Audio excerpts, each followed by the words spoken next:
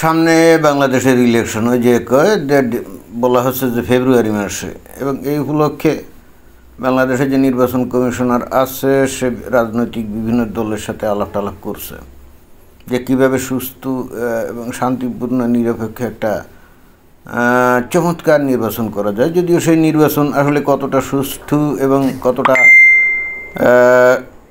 কতটা জননন্দিত হবে, ইনক্লুসিভ হবে, অর্থাৎ সর্বদলের ভোটের মাধ্যমে হবে, সেটা তো প্রশ্ন সাপেক্ষ। কারণ বাংলাদেশের সবচেয়ে বৃহৎ দল আওয়ামী লীগ, সে আওয়ামী লীগটাকে নিষিদ্ধ করে দিয়ে এমন একটা প্ল্যান করা হয়েছে, মনে হচ্ছে যে অন্তর্বর্তীকালীন সরকার নির্দিষ্ট কোনো একটা দলকে বা নির্দিষ্ট দুই একটা দলকেই শুধুমাত্র ক্ষমতায় নিয়ে আসতে চায়। ইটস ওকে, ফাইন, কোনো সমস্যা নাই। কিন্তু আমার প্রশ্ন হলো, যদি সমস্ত দলকে নিয়েও ওই বাংলাদেশে ইলেকশন হতো, ধরেন যে এখন আওয়ামী লীগের ওপরে যে নিষেধাজ্ঞা আছে এগুলো তুলে ফেলা হলো এবং তারপরে বলা হলো যে ঠিক আছে তোমরা ইলেকশন করতে পারবে, ভালো কথা। এবং এমনও আমি তর্কের ক্ষেত্রে ধরে নিলাম যারা নাকি জেল হাজতে আছে তাদের অনেকেই সাজা টাজা পাইল, অথবা যারা নির্দোষ তারা সাজা পাইল না, মুক্ত হয়ে গেল এবং ফ্রি চলাচল করা শুরু করলো এবং মুক্তভাবে ইলেকশনের সুযোগ পেল। এমনকি শেখ হাসিনা পর্যন্ত বাংলাদেশে ফিরে আসলো। তো পরিস্থিতি যদি এরকম হয় এবং অতঃপর একটা ইলেকশন হলো এবং যে কোনো একটা দল, ধরা যাক বিএনপি অথবা জামাত, ধরে নিলাম যে এরাই ক্ষমতায় চলে আসলো, তাহলে কি বাংলাদেশে গণতন্ত্র প্রতিষ্ঠিত হয়ে যাবে নাকি, বা গেল নাকি, বা হবে কি না? উত্তরটা হচ্ছে অ্যাবসলিউটলি নো, অ্যাবসলিউটলি না। অর্থাৎ এই যে বাংলাদেশে এই যে গত 15-16 বছর, অর্থাৎ 15 মাস আগে 15.5-16 বছর ধরে এই যে আওয়ামী লীগ ক্ষমতায় ছিল না, এবং এর আগে আমরা যদি একটু ইতিহাস দেখি, হালকা টাইপের ইতিহাস দেখলেও কিন্তু বোঝা যায় যে বা যারাই যখন ক্ষমতায় গেছে কেউই কিন্তু ক্ষমতা থেকে নামতে চায় না। আসলে যে আওয়ামী লীগের উপরে এত বদনাম দেওয়া হচ্ছে, এই আওয়ামী লীগই সম্ভবত না, এই আওয়ামী লীগই একমাত্র দল যারা নাকি নির্দিষ্ট মেয়াদ শেষে ইলেকশনে পরাজিত হওয়ার পর একেবারে শান্তিপূর্ণ উপায়ে ক্ষমতা হস্তান্তর করছিল। সেটা কখন? সেটা হলো 2001 সালে। সেইটা হলো 2001 সালে, অর্থাৎ ওই যে 1996 সালের যে ইলেকশন, সেই ইলেকশনে আওয়ামী লীগ জিতে ক্ষমতায় গিয়েছিল এবং তারাই 2001 সালে শান্তিপূর্ণভাবে ক্ষমতা তত্ত্বাবধায়ক সরকারের কাছে দিয়ে তারা কিন্তু চলে গেছিলো। পরবর্তীতে বিএনপি যখন ক্ষমতায় আসে, তারা আবার নিজেরা ইলেকশন করে কিভাবে ক্ষমতায় থেকে যাবে, সেই 2006 সালে তারা তখন ওই যে এক বিচারপতি তার বয়স বাড়িয়ে দিয়ে মনে হয়, তারপরে যাতে করে সে ওই তত্ত্বাবধায়ক সরকারের প্রধান হতে পারে, এই ধরনের কত কিছু করছিল, তাই না? তারপরে এর আগে যখন এরশাদ ক্ষমতায় ছিল, প্রহসনের নির্বাচন করে সেও কিন্তু বেশ রঙ্গতামাশা করে একেবারে 9-10 বছর সে ক্ষমতায় ছিল, কি ছিল না? ছিল তো। আসলে এই সমস্ত ঘটনা দেখার পর আওয়ামী লীগ চিন্তা করে যে ঠিক আছে, বিএনপি ক্ষমতায় গেলে যখন ক্ষমতা থেকে নড়তে চায় না, তারপরে জাতীয় পার্টি তারাও যখন 9-10 বছর ক্ষমতায় ছিল, তো এইভাবে একটা দেশ ও জাতির তো উন্নতি হয় না। আসলে কোনো একটা দেশের অর্থনৈতিক উন্নতি বা অবকাঠামোগত উন্নতি যদি করতে হয়, তাহলে কোনো একটা দলকে একটু 2 টার্ম বা 3 টার্ম পর ক্ষমতায় থাকতে হয়, এবং তাহলেই ওই দেশটার অর্থনৈতিক এবং অবকাঠামোগত উন্নতি হয়। তার কারণ হচ্ছে বাংলাদেশের মতো একটা দরিদ্র এবং ধন সম্পদবিহীন একটা দেশ, যেখানে নাকি প্রচণ্ড জনবহুল অবস্থা, যেখানে নাকি মানুষের কর্মসংস্থানের খুবই অভাব, মানুষ দরিদ্র, ওই সমস্ত দেশে কোনো একটা সরকার যত প্রতিশ্রুতি দিয়ে ক্ষমতায় আসুক না কেন, তারা যদি 5 বছর জাস্ট ক্ষমতায় থাকে, তাহলে তারা দেশের খুব একটা অর্থনৈতিক উন্নতি অথবা অবকাঠামোগত উন্নতি করতে পারে না। এটা কোয়াইট ইম্পসিবল। এই এশিয়ার বিভিন্ন দেশে আমরা যে উন্নতি দেখছি, প্রত্যেকটা দেশে যদি আমরা একটু দেখি, যেমন সিঙ্গাপুর অথবা মালয়েশিয়া, এই সমস্ত দেশগুলোতে আমরা যদি দেখি যে এরা উন্নত হয়ে গেছে, তাই না? সিঙ্গাপুর তো একেবারে ফার্স্ট ওয়ার্ল্ড কান্ট্রিতে পরিণত হয়ে গেছে এবং মালয়েশিয়া উল্লেখযোগ্য উন্নতি করছে। আমরা যদি দেখি এদের উন্নতির পিছনে মূল কারণটা কি? মূল কারণটা হচ্ছে সেখানে যে সরকার ছিল, যেমন লি কুয়ান সম্ভবত 30 না 32 বছর পর্যন্ত ক্ষমতায় ছিল, এবং তারপরে এই যে মালয়েশিয়া, সেখানে মাহাতির মোহাম্মদও প্রায় ওই রকম 30 বছরের মতো ক্ষমতায় ছিল। এবং যেহেতু এরা ক্ষমতায় ছিল এবং এরা যেহেতু অত্যন্ত সৎ ছিল এবং এরা কিন্তু কোনো দুর্নীতিকে প্রশ্রয় দিত না, এবং সেই হেতু কিন্তু এই যে আজকে শুধু একটা মানে জেলেদের একটা দ্বীপ সিঙ্গাপুর, সেটা আজকে ফার্স্ট ওয়ার্ল্ড কান্ট্রিতে পরিণত হয়েছে। এতটাই ফার্স্ট ওয়ার্ল্ড কান্ট্রিতে পরিণত হয়েছে, সিঙ্গাপুরের পাসপোর্ট হোল্ডারদের প্রায় পৃথিবীর প্রত্যেকটা দেশে তারা বিনা ভিসাতে, মানে ভিসা ছাড়াই জাস্ট যে কোনো দেশের এয়ারপোর্টে হাজির হয়ে এয়ারপোর্ট থেকে ভিসা নিয়ে কিন্তু ওই দেশ ভ্রমণ করতে পারে। অর্থাৎ মোট কথা হচ্ছে, কোনো দেশ ভ্রমণ করতে তাদের কিন্তু আগ থেকে ওই নিজেদের দেশে বসে ভিসার অ্যাপ্লিকেশন করা দরকার নেই। তাহলে একটা দেশের উন্নতি কোন লেভেল পর্যন্ত উঠলে সারা দুনিয়ার সমস্ত দেশ তাদেরকে এই ধরনের সম্মান করে, তাই না? সেখানে বাংলাদেশের অবস্থা কি? বাংলাদেশের তো ভারত তো ভিসা দেয়ই না। এবং আমরা আশা করেছিলাম যে হয়তো বা ডক্টর মোহাম্মদ ইউনূস আন্তর্জাতিক খেলোয়াড়, আন্তর্জাতিক একটা খ্যাতিমান ব্যক্তি, সবাই তাকে সম্মান করে, উনি যখন বাংলাদেশের প্রধান হবেন তাহলে হয়তো বা বাংলাদেশের মানুষ বিভিন্ন দেশে সুন্দর ভিসা টিসা নিয়ে যাবে। ও বাবা, ঘটনা কিন্তু উল্টো। শেখ হাসিনার সময়েও বাংলাদেশের মানুষ যেভাবে বিভিন্ন দেশে ইজিলি ভিসা টিসা নিয়ে ঘোরাঘুরি করতে পারত, এখন সমস্ত দেশ আস্তে আস্তে তাদের দরজাগুলো কী করে দিচ্ছে, শাট ডাউন করে দিচ্ছে, তাই না?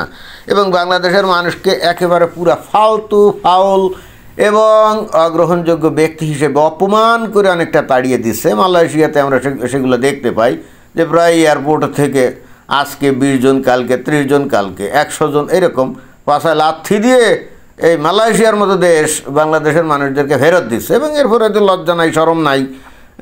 এবং বাংলাদেশের মানুষগুলো বস্তুত এরকমই, লজ্জা শরম তো নাই, আত্মসম্মান বলে কোনো কিছু নাই। হয়তো পাশায় 2টা লাথি দিয়েছে ইমিগ্রেশন অফিসার, বাংলাদেশে ফেরার পরে যদি জিজ্ঞেস করা হয় এইটা কেমন হলো, পাশায় লাথি গেলি, আরে লাথি দিয়েছিল, ব্যথা তো পাই নাই, বুঝছেন না? এরকম অবস্থা এখন বাংলাদেশের। অন্তত অন্তর্বর্তীকালীন সরকারের আমলে আমরা আন্তর্জাতিক প্রেক্ষাপটে বাংলাদেশের মানুষগুলোর ইজ্জত মান সম্মান কতটা, সেটা কিন্তু আমরা দেখতে পারি। এবং ঠিক সেই কারণে দেখবেন যে এই যে শেখ হাসিনা, বলা হয় না যে স্বৈরাচারী, ফ্যাসিস্ট, অমুক সমুক, নানা রকম অভিধায় তাকে তো অভিষিক্ত করা হচ্ছে।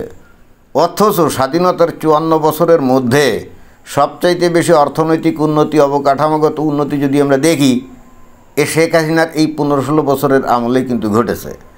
বাংলাদেশের মানুষের সেই পার ক্যাপিটা ইনকাম এই শেখ হাসিনা আসার আগে কত ছিল? $700 না $800, তাই না, পার ক্যাপিটা ইনকাম।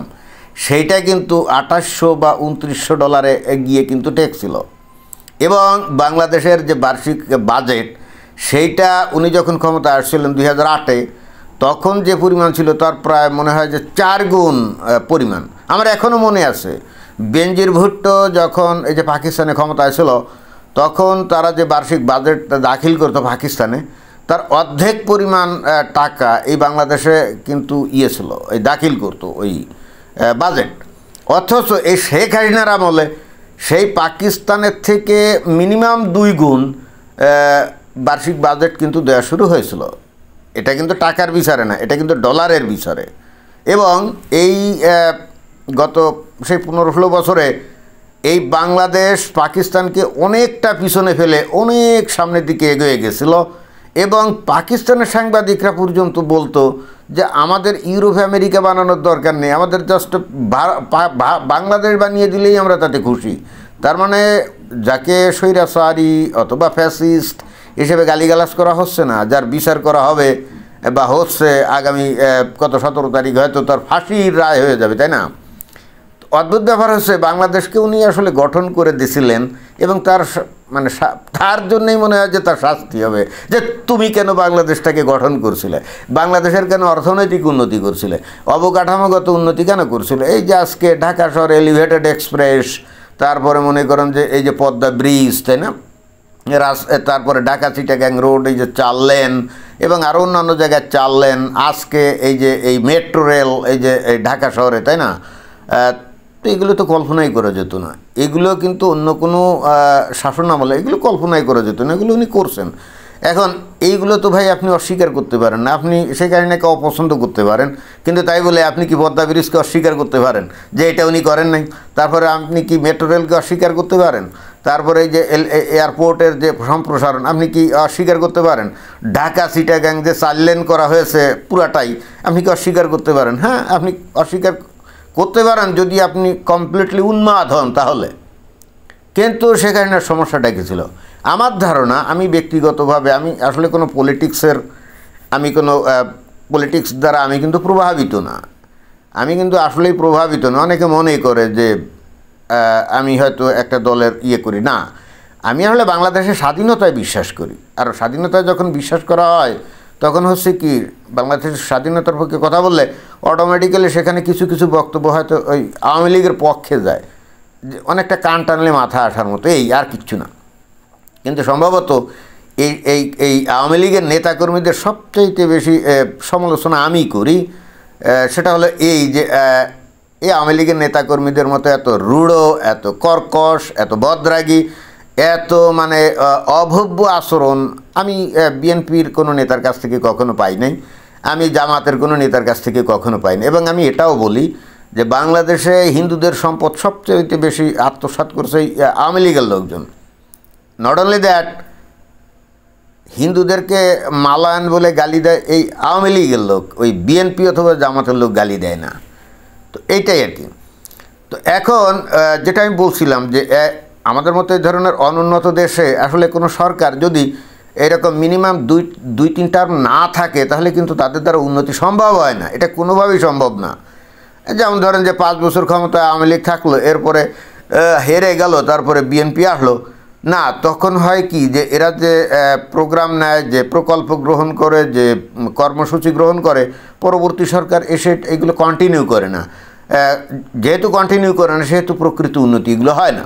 তো যে জিনিসটা দিয়ে আসলে আমি শুরু করছিলাম যে রাজনৈতিক দলগুলোর নির্বাচন কমিশনারের সাথে এখন মিটিং বসছে যে সামনে কি হবে। প্রথমত আওয়ামী লীগ এবং জাতীয় পার্টি বিহীন যদি ইলেকশন হয় তাহলে তো গণতন্ত্র আদৌ কোনো প্রতিষ্ঠিত হলো না। আর যদি তারা অংশগ্রহণ করেও তাহলেই কি প্রতিষ্ঠিত হবে? জি না। কারণ তারাও যখন নির্বাচনের মাধ্যমে ক্ষমতায় আসবে ওই 5 বছর মেয়াদ পরে তারাও কিন্তু আর ক্ষমতা থেকে যাইতে চাইবে না। তারা কিন্তু চলে বলে কলে কৌশলে নানা রকম প্ল্যান প্রোগ্রাম, নানা রকম ধান্দাবাজি এগুলো করতে থাকবে এবং তারা যাতে আবারও ক্ষমতায় থাকতে পারে ওই চেষ্টাটাই তারা করবে। এবং এই যে আওয়ামী লীগের পতনের জন্যে যে কঠিন আন্দোলন হলো, অনেক লোক মারা গেল, এই যে একটা ইতিহাস জাস্ট 5 বছর আগে ঘটছিল, এটা কিন্তু এরা বেমালুম ভুলে যাবে। এখন প্রশ্ন হচ্ছে তাহলে দোষটা কি এই রাজনৈতিক দলের এবং এদের কি ক্ষমতা লিপ্সার কারণ নাকি আসলে দোষটা কাদের? দোষটা হলো আসলে ভাই জনগণের। কেন জানেন? কারণ এই জনগণ নিজেরাই আসলে গণতন্ত্র মানে না, বোঝে না এবং গণতন্ত্রের সাথে তারা কোনো আপোষও করে না। কারণটা কি? কারণ তারা যে ধর্মীয় বিশ্বাসে আক্রান্ত, সেই ধর্মীয় বিশ্বাস তাদেরকে গণতান্ত্রিক হতে বলে না। হুজুররা তারস্বরে প্রত্যেকটা ওয়াজ মাহফিলে, এমনকি মসজিদে মসজিদে সব সময় এদের কানে মন্ত্র দেয় গণতন্ত্র হলো ইসলামে হারাম হারাম হারাম। এবং তখন থেকে এদের মন্ত্র দেওয়া হয় যে শরিয়া শাসন অর্থাৎ আল্লাহর শাসন হলো বেস্ট শাসন। এর ফলে জনগণ পড়ে যায় একটা মহা বিভ্রান্তির মধ্যে।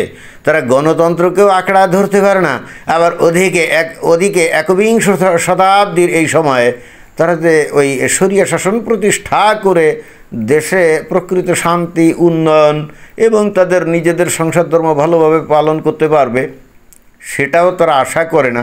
হলে সে তারা না ঘরকা না বাহিরকা এরকম একটা পজিশনের মধ্যে পড়ে যায়। অথবা অন্যভাবে বলা যায় তারা দুই নৌকায় পা দিয়ে চলতে চায়, তারা গণতন্ত্রও চায় আবার ইসলামও চায়, ফলে এরা কোনোটাই আর পায় না। এর ফলে হচ্ছে কি, এবং এই সুযোগটা এই জনগণের এই যে দোনমনোভাব না, এই দোনমনোভাবটার সুযোগই নেয় কিন্তু এই রাজনৈতিক দলগুলা। কারণ এই রাজনৈতিক দলগুলা নিজেরাও গণতান্ত্রিক না, কারণ তারাও তো জনগণ থেকে বিচ্ছিন্ন কেউ না। তারাও ওই হুজুরদের কথা যখন শোনে তারা কি এগুলোকে বলে নাকি ইসলাম বিরোধী কথা বলছে? না, কারণ তারা তো মুসলমান, তারাও তো ইসলামী আদর্শে বিশ্বাস করে, তাই না? তো মুখে বলে গণতন্ত্র, ভিতরে তাদের ইসলামতন্ত্র, আর বাস্তবে গণতন্ত্রও না ইসলামতন্ত্রও না অর্থাৎ শরিয়াতন্ত্রও না। And this is the fundamental problem of Bangladesh. ধন্যবাদ।